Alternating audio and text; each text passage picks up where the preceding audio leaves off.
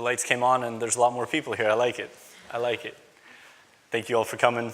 I know it's hard to get here at 7:30, but you all made it. We're glad to have you. And I get the privilege of speaking today.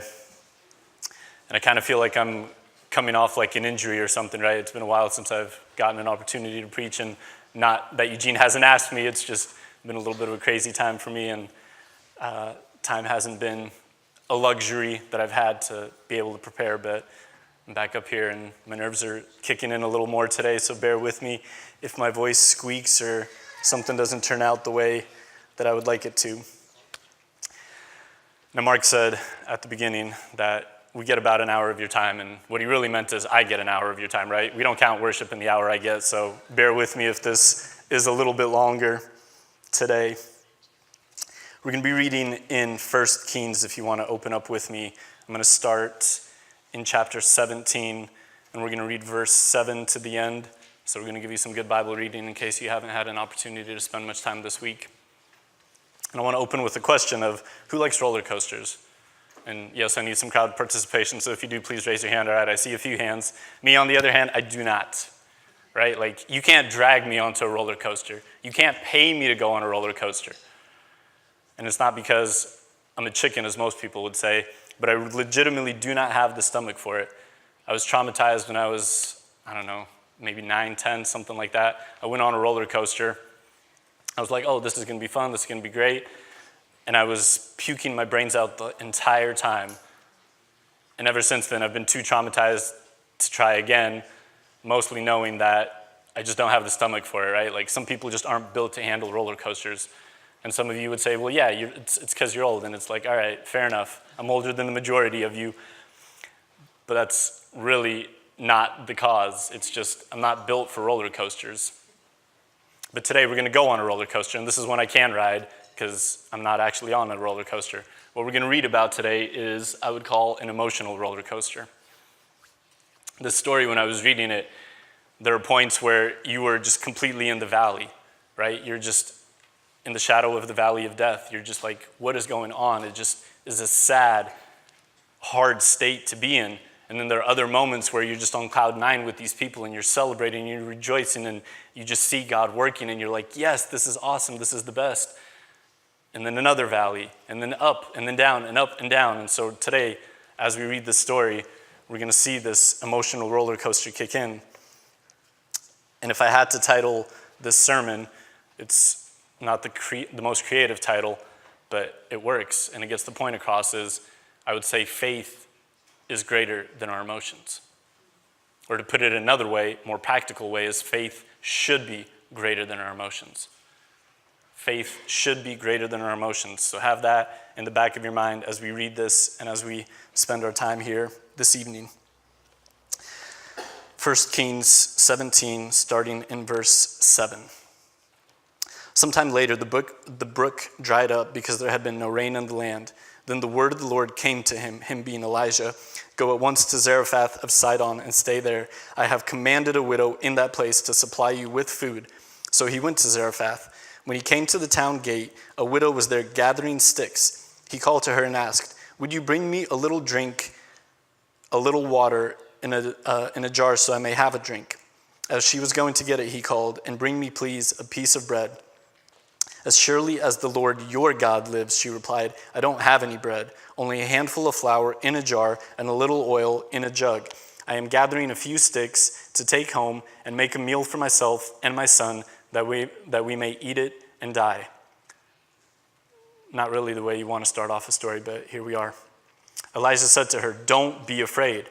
Go home and do as you have said. But first make a small cake of bread for me from what you have and bring it to me, and then make something for yourself and your son. For this is what the Lord, the God of Israel, says: the jar of flour will not be used up, and the jug of oil will not run dry until the day the Lord gives rain on the land." I'm going to talk about it later, but I'll give you a preview now. Elijah prayed to God at the beginning of this chapter, and he caused a severe drought to occur. He was like, "God, don't send any rain." So here we find these people hungry, and there is very little food for anyone. So she went away and did as Elijah had told her. So there was food for every day for Elijah and for the woman and her family. For the jar of flour was not used up, and the jug of oil did not run dry, in keeping with the word of the Lord spoken by Elijah. Sometime later, the son of the woman who owned the house became ill. He grew worse and worse, and finally stopped breathing. She said to Elijah, "What do you have against me, man of God? Did you come to remind me of my sin and kill my son?" "Give me your son," Elijah replied. He took him from her arms, carried him to the upper room where he was staying, and laid him on his bed. Then he cried out to the Lord, "O Lord my God, have you brought tragedy also upon this widow I am staying with by causing her son to die?" Then he stretched himself out on the boy 3 times and cried to the Lord, "O Lord my God, let this boy's life return to him." The Lord heard Elijah's cry, and the boy's life returned to him, and he lived. Elijah picked up the child and carried him down from the room into the house. He gave him to his mother and said, "Look, your son is alive." Then the woman said to Elijah, "Now I know that you are a man of God, and that the word of the Lord from your mouth is the truth." I'm telling you, when I read the story, I was just crying one moment and rejoicing the next moment. It was a wild ride. If we go back to verse 7. So we pick up the story here with Elijah. So after Elijah prays for a drought to happen, for God to not send rain, he runs away to this brook, and he lives by this brook. And God sends a raven to feed him in the morning and in the evening. And for a time, the brook still had water, so he was still able to drink and stay alive. And then what happens when a drought is on the land, right? If no rain's coming, a brook will eventually stop running. You can't have a brook without rain, because rain is what supplies the brook. So at this moment, Elijah, who is a prophet of God, who just made a proclamation against the most powerful person in the land, because he really said that this is your doing, king, because of your wicked ways, because of the wicked ways you have told Israel to walk in, this drought and subsequent famine is your fault. So he has just upset, angered, and made an enemy of the most powerful human being in this land. Notice how I said human being, right? God is greater than this king, but this king has the power to make Elijah's life miserable. So Elijah, by the word of God, runs away from this city that he was dwelling in, and he runs away and lives by this brook. So God calls him to do something. Elijah does it faithfully, not knowing the outcome, not knowing what's going to happen, not knowing his next step, but he walks in faith regardless of his fear, regardless of his concern, of his worry, of what he might not know of, but he steps out in faith and does what God told him to do. And then he's sitting by this brook, and he's watching the water slowly trickle and then stop.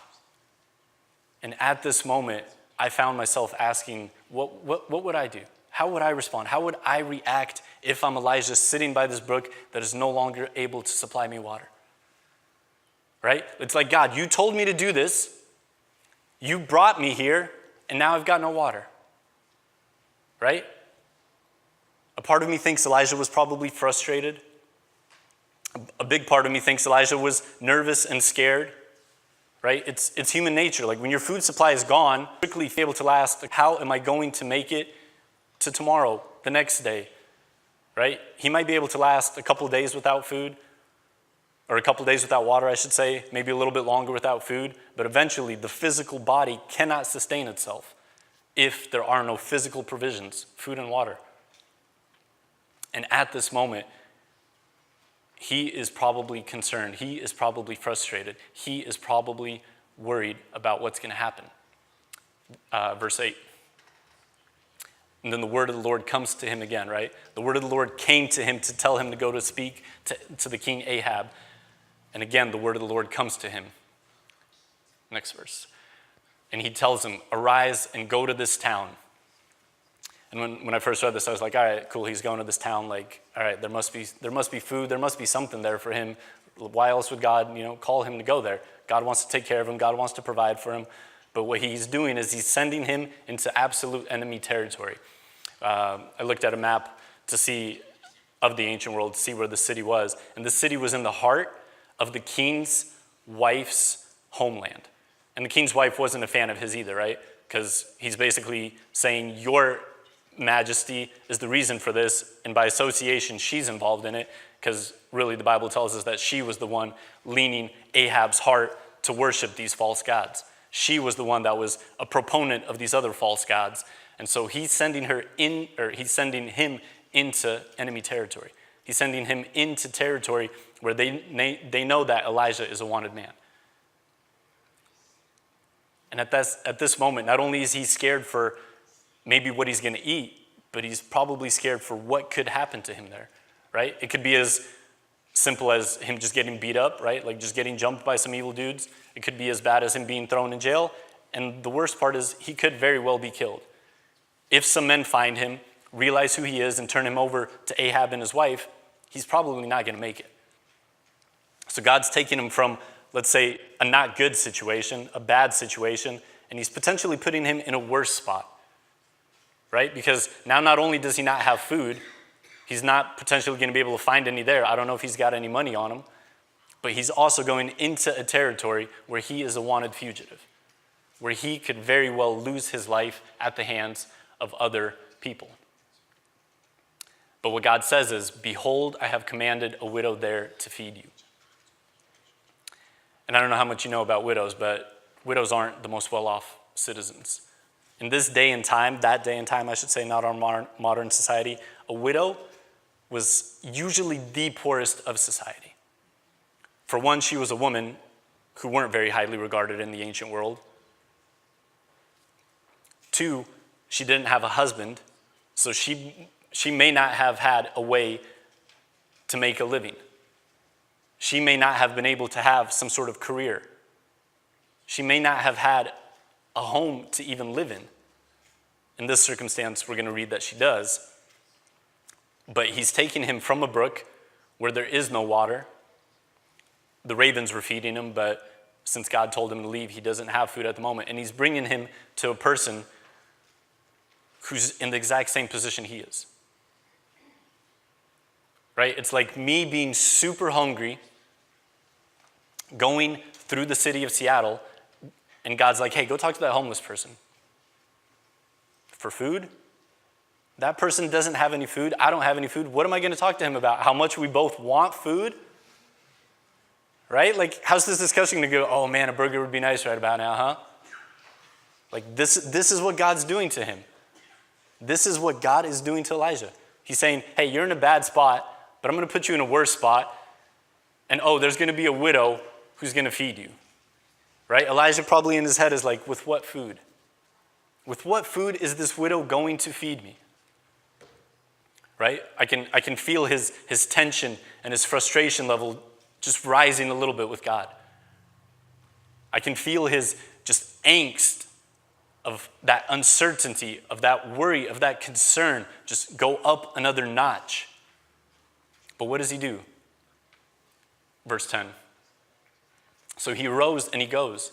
He gets up from by this brook and he goes.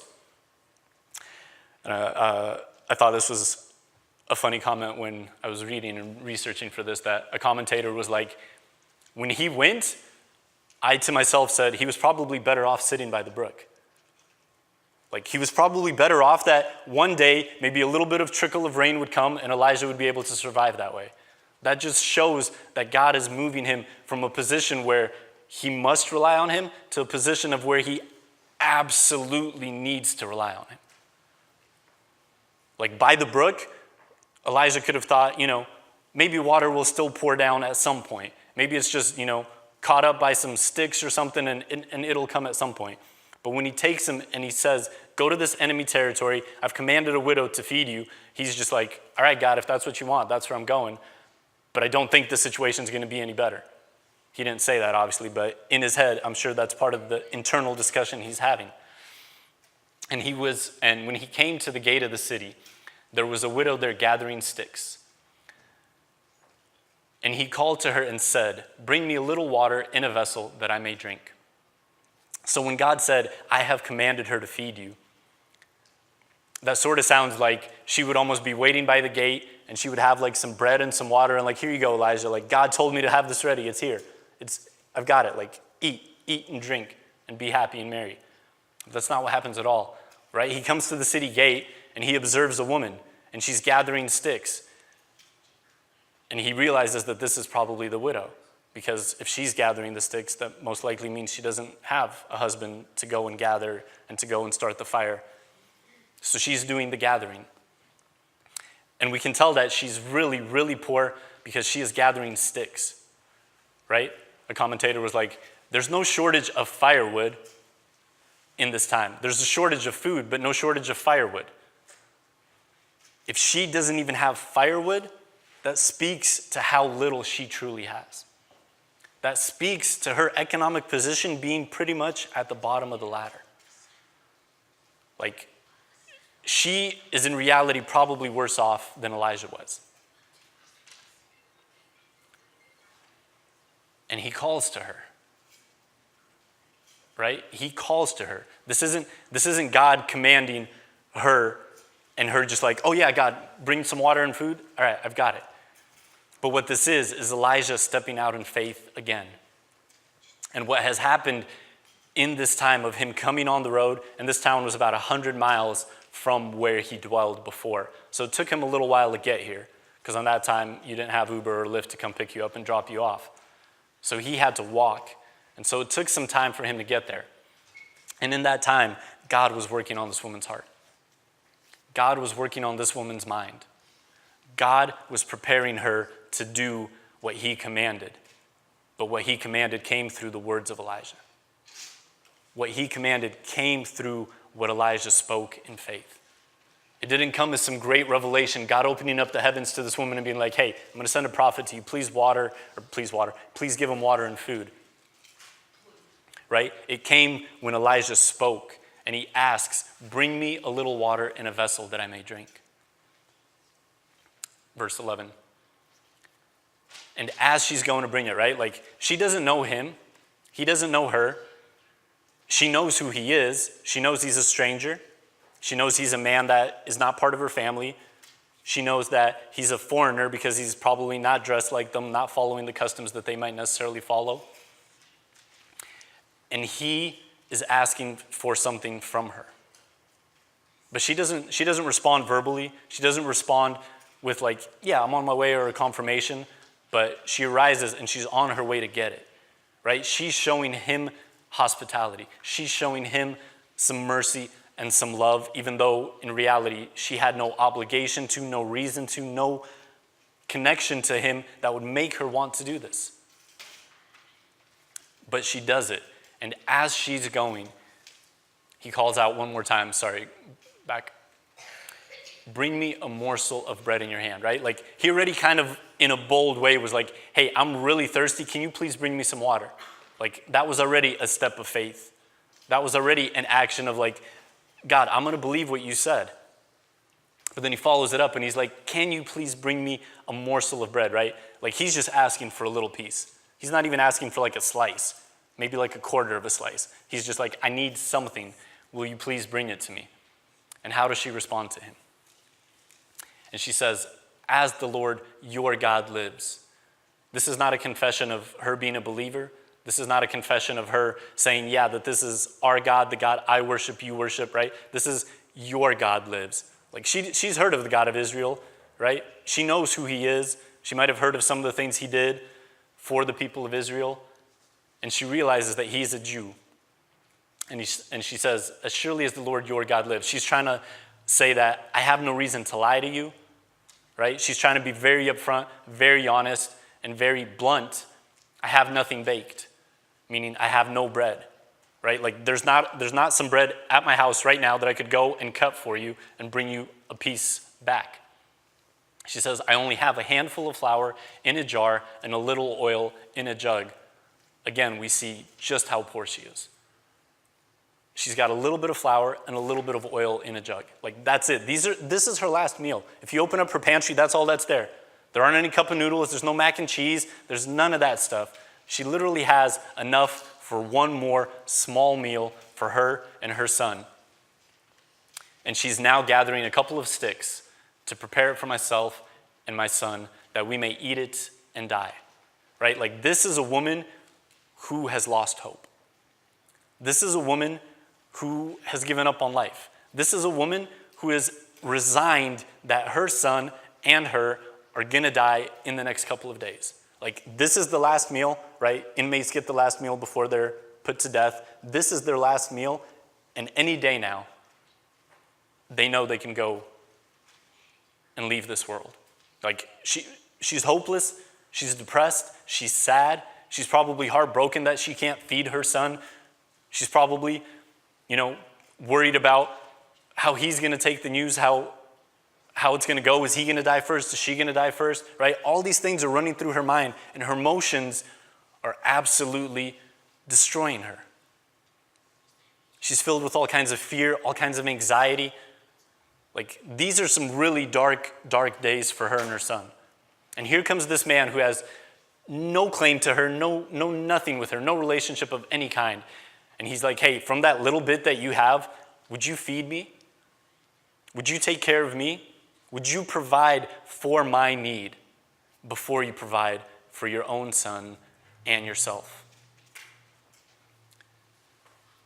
But in response to hearing this, right? Like, in response to hearing this woman's state, because I'm sure Elijah had some idea, I don't think he had the full picture of just how, dreaded this situation is, of just how dire this situation is. But God speaking through him again, do not fear. The fear that is crippling her, the fear that has stolen her joy, the fear that has stolen her peace, Elijah says, do not fear. Go and do as you have said. He's saying, go and make that bread. Go and bake that last piece of bread that you have enough ingredients for. But first make me a little cake of it and bring it to me. Right? Like, this is bold. You don't say these kinds of words unless you believe what God has said. You do not say these kinds of words unless you believe in the promise of God. Because really what this sounds like is, as soon as she brings the bread, like, he's ready with the stick and just going to hit her and just eat the whole thing and just like leave this son and this woman to just die of starvation that day. To not even have a last meal, right? Like, this is setting up as the biggest scam of all time, right? Like, this is that Nigerian prince who wants your money now and he'll pay you back later. Like, this isn't going to end well for her if she does this. This is not going to end well for her if she does this. But Elijah says these words in faith in the God of Israel. In faith in the God of Israel. And afterward, after you make some for me, after I enjoy from your little provision that you have left, after my last meal in her eyes comes before your last meal, make something for yourself and your son. Like, this is gutsy. This is gutsy. Elijah is absolutely walking in faith to God. Despite what he sees, despite what he feels, because he's probably like, God, this just doesn't make any sense, right? He's confused, he's frustrated, he's hungry and angry at the same time, but he's doing what God has called him to do. He's following in the plan that God has revealed to him. Verse 14.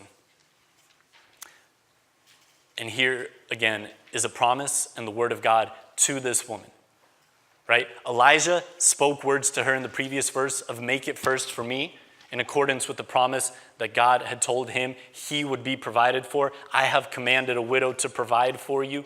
He followed that promise. He obeyed, and he said those words to her in faith. And now God is saying to this woman, he's making a promise to her. He's trying to activate a faith in her. And he says, the jar of flour shall not be spent, meaning used up, and the jug of oil shall not be empty until the day that the Lord sends rain upon the earth.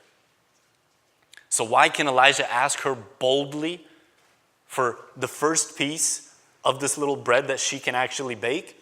It's because he knows that God has a promise for her. That God has a great promise for her, right? Her number one concern right now in the world is taking care of her son first, because she's a good mother like that, and then taking care of herself, right? Physical need is their top priority right now. She doesn't care what tomorrow brings. She doesn't care what the next week brings or the next month. She cares about physical food at this moment, right now, hands down her top concern. If somebody were to try and offer her money at this moment, it'd be like, what am I going to do with this money? Nobody else has food either. This money is no good to me. I need food. And God speaks directly to that greatest need. God speaks directly to what she desires most at this very moment. But God also calls her to an act first. An act of service and an act of faith. Because she has to take what little she has, that she knows she could give to her son, that she knows she could eat herself, and give to this absolute stranger. To give to this man who's a foreigner, a man who's got nothing to her, nothing with her, nothing for her, right? Like, he didn't come to her and was like, hey, I've got some food, you want to share? He's like, no, you've got some food, share with me. And the only reason he can do that is because God has a promise for her. That you will not go hungry. That you and your son will not die the way you envision. That though you can't see it and you can't understand it, I am calling you to act in faith. I am calling you to put a little bit of hope and a little bit of trust in this word that this man has just spoken to you. And what does she do, right? Like, this puts her in a precarious situation. It's like, he's not my God, but this promise sounds great. I mean, if me and my son eat this, we could live for a little bit longer, but if this man takes some of it now, we might die sooner than we would like to, right? Like, she's probably having an emotional battle within her, right? Do I listen to my brain? Do I listen to my heart? Do I listen to my soul? Is he lying? Is he trying to cheat me? What's my son going to think if I'm taking some of our last food and giving it to this absolute stranger, right? Like, there's probably an internal struggle and a wrestling match going on. Right? Her emotions are tearing in every which way. She wants to be kind. She wants to be generous, but she doesn't have much to be kind and generous with. But she acts in faith. She went and did as Elijah said. She goes and she takes the small portion and she makes a little piece of bread for him first. And then her and her son eat. And then what happens? Right? That jug that was empty, without oil, that pot full of flour, completely empty, right? They ate, and for the moment they're filled and they're happy. And then she opens the jug and she sees oil. And she opens the can and she sees flour. She's like, how did this happen? Right? Where did this come from? And then she remembers the promise of God. She remembers what God said. God shows her that her act of faith has produced a blessing for her son, and for Elijah. Because she did what God asked, God did not let calamity and sadness and tragedy fall upon their household. God spared them from the fear that they faced. God spared them from the sadness that was absolutely hanging over them like a dark cloud. God stepped in and he saved the day. The jar of flour was not spent, neither did the jug of oil become empty, according to the word of the Lord that he spoke by Elijah. God spoke through Elijah. God wanted to do something great in this woman's life through Elijah. God wanted to show this widow that he cares. God wanted to show this widow that he loves her and her son. And the only way that that could happen is if she put a little bit of hope and put a little bit of trust and put away her emotions just for a second, just long enough to latch onto this promise of God as if her life depended on it, because in reality it did. God blessed that faith. God blessed her act of service. God blessed her following through on the word that was spoken by Elijah. Right? So we went from the valley, and right now it's at a high moment. It's at a great moment, right? Like, her and her son are probably rejoicing. Elijah's rejoicing. He's got food. He's got a place to live. Everybody is happy. The situation that surrounds them, the dark cloud that surrounds the nations, the famine, the drought, the sickness, the death that's going on all around them is not currently in this home. They have joy where others have sorrow. They have peace where others have worry. They have love and hope where others have fear of tomorrow, fear of what happens next, fear of how it might go down. And when I was doing some research on this, one commentator said that, wouldn't it have just been easier for God to give her food first? Like, here's a sign of what's to come. I'm going to feed you, and then you can feed my servant Elijah. But she wouldn't have had to act out in faith at that moment, right? Faith is the assurance of things not seen, as the book of Hebrews will tell us. She didn't see this food. She didn't smell this food, but she held on to this promise that God gave, that if you do this, there will be food to come, and you will not go hungry. God wanted her to act out in faith. Yes, God could have fed her first, and then she would have seen and believed and fed Elijah and taken care of him. Yes, that very well could have happened, but God was trying to reach her heart. God was trying to reach her mind and her soul. God wanted to show himself to this woman by this miracle. And this was the greatest way he could show himself to her. Right? Like, if God meets your greatest and your deepest need, you at least have to pause and be like, wait, how did this happen? How did this happen? Like, if you're out of work and you can't provide for your family, and then a job falls into your lap that, sure, you maybe applied for, but you weren't having any hope in, it was maybe beyond your skill level, maybe beyond your experience, maybe you didn't know anybody at the company, there was no reference, there was no door in, there was no entry into this job of any kind. But then this job comes, and your family is now fed, and your financial concerns for the moment are put at ease. Like, you have to sort of think, like, how did this happen? Where did this come from? And for this woman, it was clear that God did this. God, who just spoke these words through Elijah, now fulfilled what he said he was going to fulfill. God gave the promise, and God never breaks a promise. God has yet to break a promise. God fulfills the promise to her. God shows her that I am the God. I am the one true living God, right? Like, the gods that you're worshiping, when you look around the city that they were living in, Baal and Asheroth, I think, is the other god that they worshipped in that area. Like, the people who are worshiping them are crying out for the heavens to open up and rain to come. It's not coming. They're crying out for food to somehow magically grow even though there is no rain, right? They're crying out for provision. They're crying out for protection. They're crying out for help. But these gods are deaf because they're not real gods. These gods can't do anything about the situation. These gods can't change the circumstances that these people find themselves in. But the God of Israel shows, I am above nature. I am above the rain. I'm the one who stopped the rain. I can send the rain. I can give food even when there is no food to be given. Right? Like, oil wasn't something that was readily available at that time. Flour wasn't something that was readily available at that time. Even if you had money, even if you had the means, who are you going to get it from? Where are you going to go to find these things to sustain life? Right? You're not going to run to QFC and be like, hey, let me get some oil and flour. There wasn't any. Nowhere. But God provided. God spoke directly into their circumstance, into their situation, and he changed the circumstance and situation for this household because this woman acted out in faith.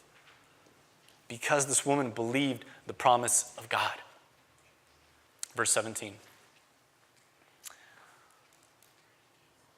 We're at a peak, and it's just going to be a straight downhill right here, guys. After this, the son of the woman, the mistress of the house, became ill. And his illness was so severe that there was no breath left in him. Commentators say that between the miracle of the bread or the oil and flour multiplying until the son gets sick is anywhere from a year to 2.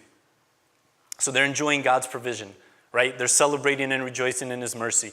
They're grateful and thankful that though there is famine, though there is chaos, though there is mayhem around them, they themselves at this moment are protected and sustained by God, right? Like, it's good times. Every day they know that God's going to provide for them. They've seen it. They believe it. They hope in it. And after about a year or 2, the son of the woman becomes ill. The Bible doesn't tell us what kind of sickness. We have no idea what happens, how it happens. But it gets to the point that it's so severe, it's so bad that there is no breath left in him. And that is just another words to say that he's died. Like, this child, this woman's child, only son that we hear of, is gone. right? Like, this is a woman who's lost a husband, which is why she's a widow. So she's gone through that tragedy, right? She went through this up and down roller coaster of famine, food, and now she's back to being in a valley again where her son is gone, right? Like, she's riding this emotional roller coaster, and now the dearest person in her life, the person who she's loved the most, the person who she has spent years nurturing and taking care of and providing for and loving, is now gone, right? Like, her immediate family does not exist. Her immediate family does not exist at this moment, right? I just picture the heartbreak of this woman. I picture the agony, the sadness that she is currently in. And it's easy to ask the question of, God, why? Right? Like, you found them in a terrible situation. You did an awesome miracle in their lives. Like, couldn't the story just end right there? Right? Like, God, why are these next 7 or 8 verses even here? Like, you did an awesome thing. You revealed that you are God. Like, isn't that enough? But it's not. Because God wants to do something even greater in this woman's life. She doesn't know it right now. She absolutely does not know it right now. Tears are running down her face. She's thinking of how she could have done things differently, right? Like, she was probably his main caretaker at that time, right? I don't know if they could have afforded to go to a doctor being how poor she was, right? She was doing everything she could. She's probably guilting herself like, I could have done more. I should have done more, right? She's miserable right now. Verse 18. And she said to Elijah, what have you against me, O man of God? You have come to me to bring my sin to remembrance and to cause the death of my son. Right here, she feels shame, she feels condemnation, and she feels guilt. Right? Like, she's going to Elijah and just saying, what have you done? Right? Like, why did you come to my house? Like, the good thing that God has done is completely irrelevant to her. That she has food that's not going to run out is completely irrelevant to her right now. Her main concern right now is her son, is the loss of her son, is the heartache and the heartbreak that she feels, and how she is going to move past this tragedy. That she has food, she does not care. Her son right now is her greatest concern, her greatest worry. And the guilt and the shame and the condemnation comes in this next sentence. You have come to me to bring my sin to remembrance. She sees Elijah as the divine executor of punishment. Right? Like, she looks at Elijah as the angel of death right now. Because up until he came, yes, they might have been starving. Yes, they might have been about to die. But she sees Elijah as bringing death, right? Even though she was in the valley of the shadow of death, right? Like, they were going to die. There was no doubt. It was just a matter of time. But now that's a distant memory. That year or two that's gone by, like, it's just gone. She doesn't remember that time. She remembers the good times. And in those good times, she sees Elijah and she blames him for the death of her son. Not that he killed him, but that he is the one who brought God's divine justice upon this household. And she blames herself, right? She does not blame her son. This isn't something that her son has brought upon himself. She says, bring my sin to remembrance and cause the death of my son. She sees this as punishment from God for her sins. We have no idea what that was. We have no idea what she did wrong. We have no idea how she sinned against God. But in this moment, with the death of her son, she feels this divine condemnation, this divine guilt and shame upon her. Verse 19. And he said to her, give me your son. Right? Like, she's holding him, she's mourning, she's grieving, she's very frankly freaking out that her son is gone. And he says to her, "Give me your son. Give me your son." Like, he rips him out of her hands. This grieving mom who just wants to process, who just wants to somehow find a way out of this terrible, terrible situation, has her son taken from her by Elijah. And he takes him to the upper chamber where he lodged, and he laid him on the bed that he was sleeping in. Elijah sees this pain. Elijah sees this tragedy. Elijah most likely is grieving with this woman.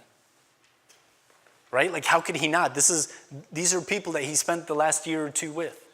These are people that he came to, and they took care of him though he was a stranger. These are people that he's had an opportunity to fellowship with, that he's had an opportunity to share the gospel with, that he has had an opportunity to invest into. He's known this son. He's played with him. He's talked to him. He's loved him. And the son, in some measure, has probably loved him back. Elijah, at this moment, is grieving with this family, with this woman. And so he takes the son and he takes him upstairs. Verse 20. And he cries to the Lord, right? Like, Elijah he's got nothing else to do, right? He's not a doctor to try and resuscitate this child, to try and, use medicine to bring him back to life. Like, he knows this child is dead. If there is no breath in him, he knows the child is dead.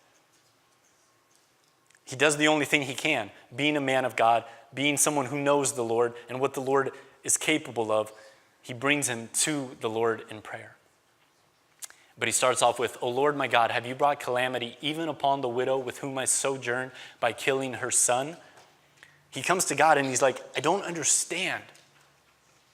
I don't understand why this son is dead. Like, God, why is he dead? Why have you brought tragedy? Why have you brought calamity? Why have you brought heartbreak upon this poor widow? Right? Like, for her son is probably everything.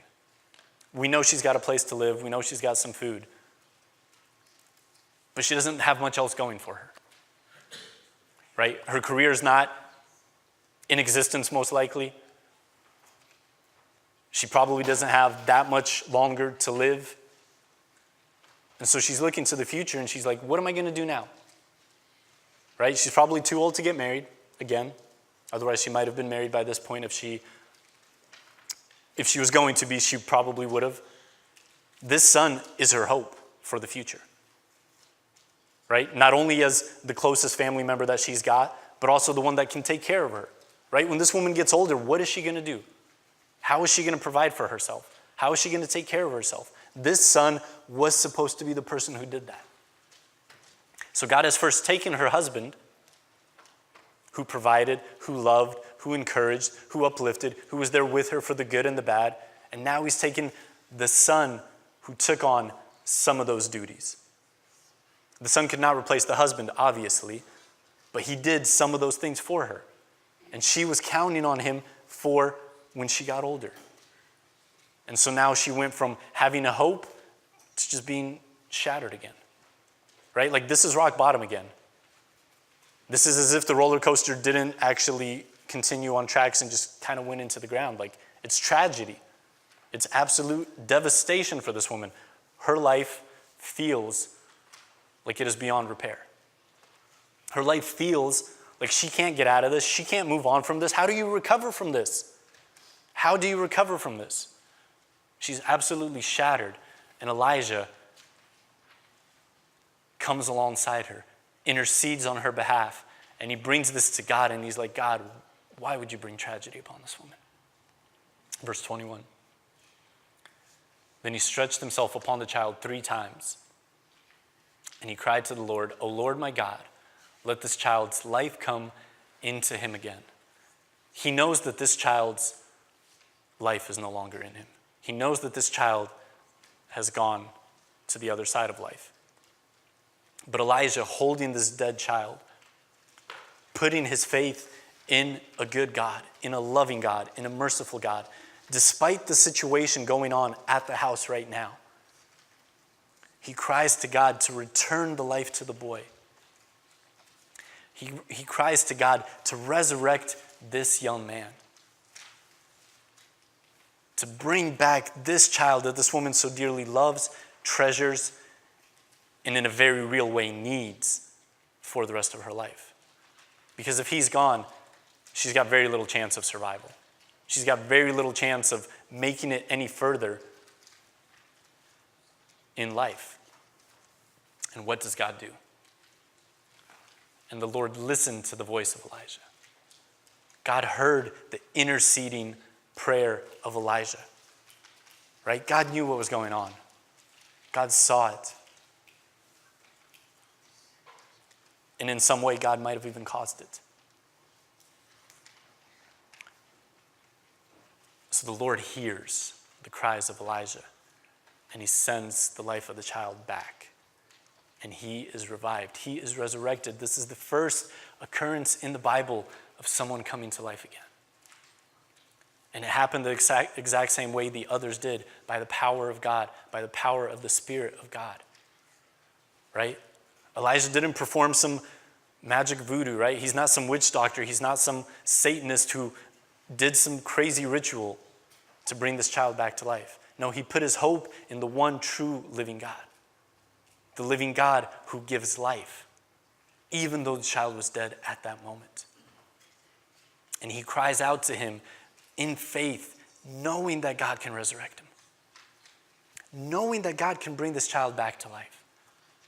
Because if he didn't believe that, why would he pray? Why would he pray? It would be pointless to pray if Elijah did not believe that God could do this. Verse 23. And Elijah takes the child and he brings him down from the upper chamber into the house, and he gives him to the mother, and he said, "See, your son lives." The tears of this woman streaming down her face sees her son. She sees he's alive. And she has a measure of hope and a measure of joy again. She sees that her life is not ruined, that she is not destroyed, that she is not broken beyond repair. And how does she respond in verse 24? She says to Elijah, "Now I know that you are a man of God." Right? Like, she sees what God has done through this man Elijah. She sees the proof of Elijah's faith. She sees the work of God through Elijah. And she says, like, you're the real deal. Like, your faith, not Christianity at that point, your faith is real. Your faith is genuine. And not only that, but God is real. Your God is real.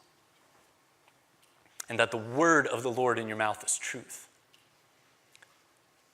And commentators interpret that last part as a confession of faith. They interpret the word of the Lord in your mouth as truth as a confession of faith. Because what Elijah had spoken to her during the good times was about this God of Israel. What Elijah had talked to her about was the faith that he has in the God that he knows during those times. And she might have started to ponder, right? Again, God is probably working on her mind, on her heart, on her soul at that time. The good times, preparing her for this tragedy. Preparing her to handle this tragedy, right? Despite the sadness, despite the loss, despite the fear, despite the worry, despite being absolutely shattered and what felt like destroyed by the death of her son.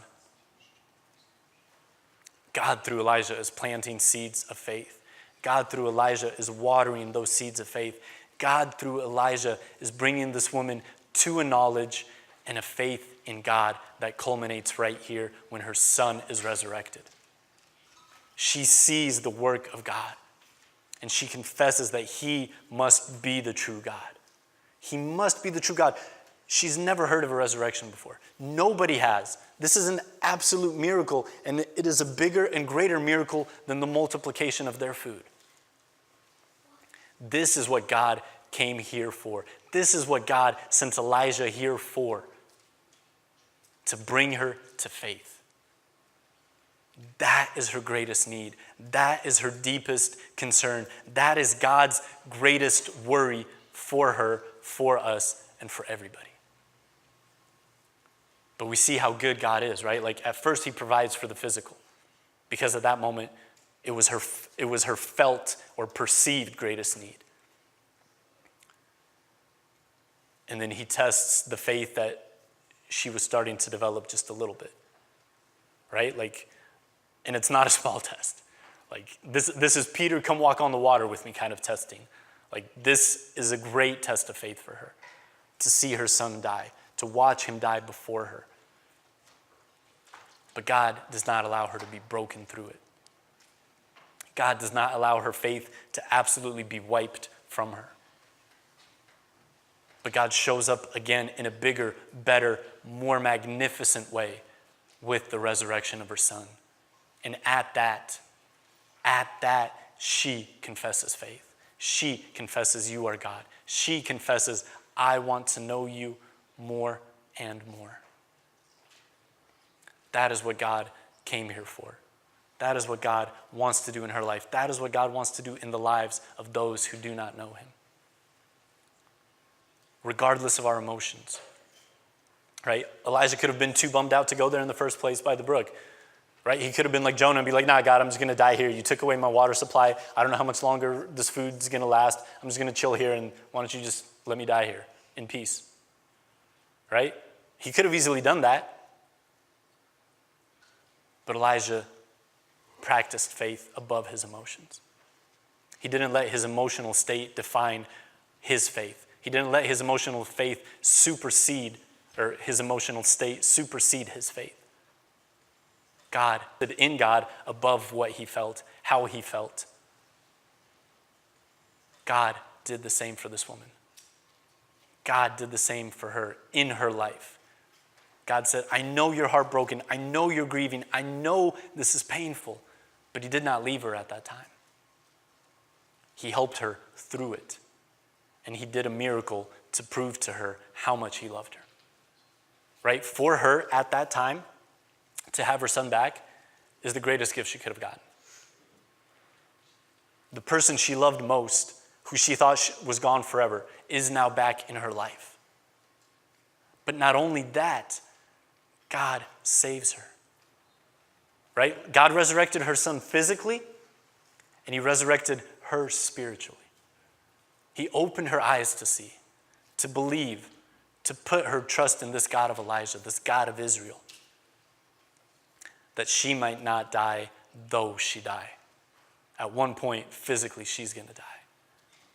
But forever, she will get to live with God in heaven, despite the emotional roller coaster she was on. And for us, some of us are younger, maybe you haven't experienced much tragedy, much loss, much pain in your life. Some of us who are older have experienced, some would say, too much. But in this life, we ride an emotional roller coaster. There's going to be high highs where you see God's provision, God's blessing, God's hand, and you're praising him and you're thanking him, and you're so glad that he loves you enough to bless you the way he's blessing you. And then there are going to be other moments where you're screaming out like Elijah, like, God, why have you brought tragedy? Why have you brought calamity? Why am I going through this? Why is my friend, my family, my loved one going through this? And in those moments, it's real easy to just be like, if God was good, if God was gracious, if God was merciful, this wouldn't happen. It's so easy to just turn our backs on God and be like, you're not who you say you are. Your promises aren't coming true. And it might very well look like that. It might very well look like that, and the enemy would love for you to believe that. But that is an absolute lie that he is planting, because he wants destruction, he wants death, and he wants to rob and steal you from God's mighty hand. But even in those moments, our God is with us. In the valley of the shadow of death, in the lows, in the troughs, God is with us. He has not abandoned us. He has not forsaken us. That is his promise. And if we hold on to that promise, he will lead us out of the valley. He will lead us through it. It might feel like it's taking forever. It might feel like it's just going down further at times. But God will lead us through it. But what is required of us, our response in those times, in those moments, is faith. We need to be Elijah. We need to be this widow and hold on to the promise of God. Hold on to God himself, who has promised to be with us.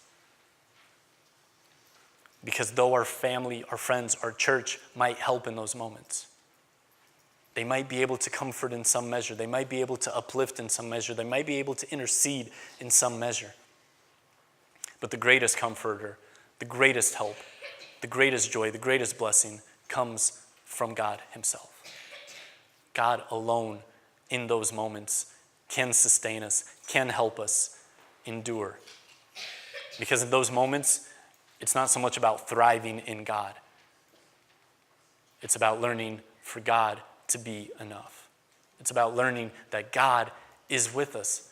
It's about growing into a deeper trust and faith in who he says he is. Because when you don't see it, when your emotions tell you otherwise, it's hard to see. Right? Like, God, you say you're good, but my heart is absolutely broken right now. God, you say you're peace and joy, but I'm absolutely struggling with this anxiety and this depression and whatever else might be going on in my life. Right? Like, how do you reconcile that? Like, the puzzle pieces don't match.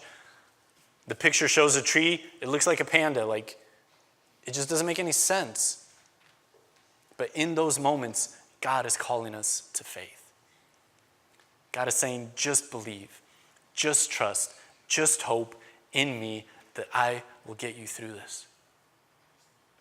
And that's what I pray for all of us.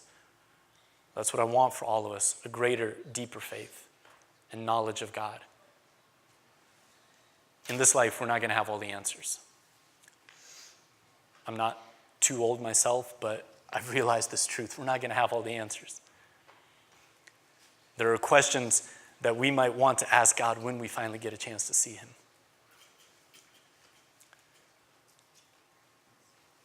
But God doesn't want us focusing on answers. God wants us focusing on him and him alone, despite what we see and despite what we feel. Amen? Will you rise with me?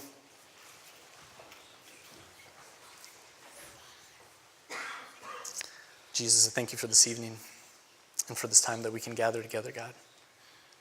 I thank you that we get to praise your name and worship you, Lord. I thank you that we have come to know you and that you have saved us, God, and that you have resurrected us spiritually, that you have taken off the blindness that was once upon us, God, and you have let us see you in your glory, in your majesty, that we have accepted your gift of salvation on the cross, that by faith through grace, Lord, you have saved us and you have prepared a place for us with you forever. I thank you that you are a God who provides for our physical. I thank you that we have bread and food and cars and clothing and house and everything that we need to survive physically, God. That you love your children to give them the things that you know we need. And I thank you, God, that you've given us spiritual blessings, that you've given us spiritual freedom, God, that you have broken the chains of the enemy, God, that you have revealed your truth, your power, your glory to us, Lord. And I pray that we would walk by faith and not by sight, that our faith, God, would be greater than the emotions we experience in this world, that the valleys might not be that dark because you are with us, and that the highs might be even higher because you are with us, Jesus. I pray that you will keep us all in your mighty hands. I pray that the enemy would not steal us from your grasp, God, that we would not be deceived and destroyed, Jesus, but that we would pursue you for all the days of our lives, God. I pray that you will bless the rest of our time, bless the fellowship, the food, and everything may it be pleasing and honor your name, for you are worthy, God. Amen.